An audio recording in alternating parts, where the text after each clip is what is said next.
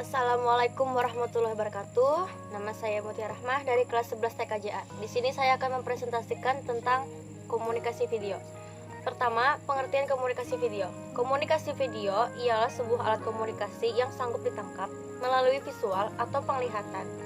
Atau singkatnya ialah sebuah alat komunikasi yang sanggup dilihat oleh mata manusia.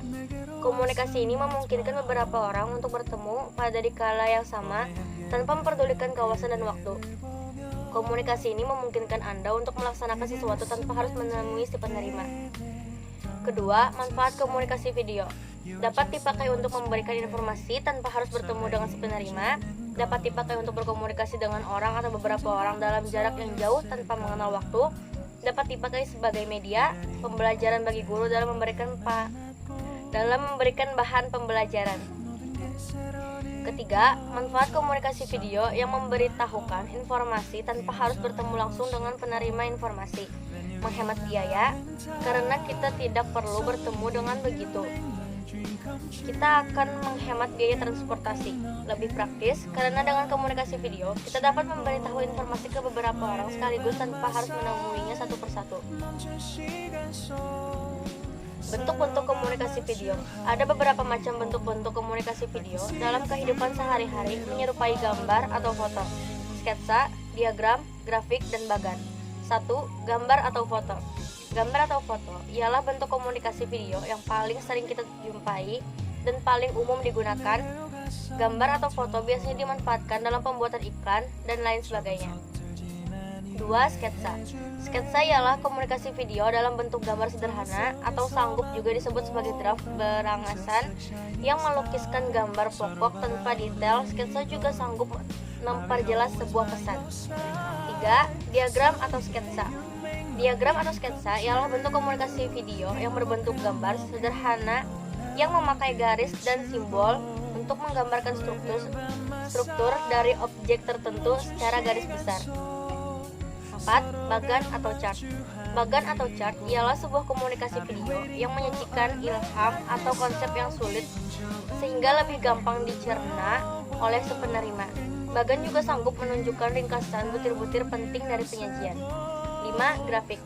Grafik ialah bentuk komunikasi video yang berupa gambar sederhana yang memakai garis, titik, simbol verbal atau bentuk tertentu yang menggambarkan data kuantitatif, misalnya grafik wacana pertumbuhan.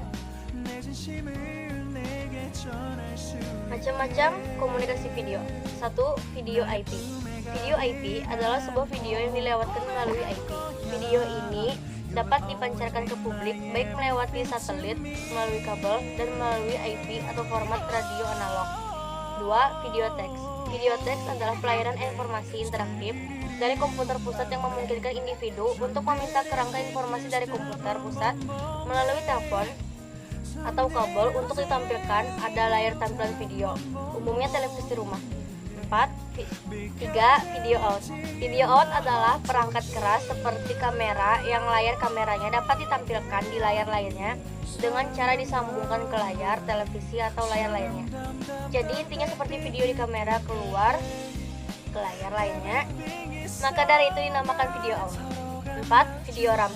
Video RAM atau VRAM adalah penyimpanan komputer, media, gambar yang ditampilkan di monitor yang bertindak sebagai buffer antara CPU dan kartu grafis. 5. Video teks, yaitu suatu kemampuan untuk mengirimkan juga mentransmisikan secara dua arah dari suatu gambar atau suara. Contoh komunikasi audio video. Karena menggunakan dua media sebagai komunikasi, yakni audio dan video, maka contohnya semakin meluas. Juga karena perkembangan zaman, di mana setiap ada video pasti ada audio juga. Contohnya yaitu 1. Film. Film adalah sekumpulan gambar yang sudah diedit atau bisa disebut frame. Lalu semua frame itu digabung sehingga membuat gambar bergerak menjadi lebih hidup dan nyata. 2. Video. Hal ini sama dengan film, yaitu menggabungkan gambar berbeda agar bisa bergerak.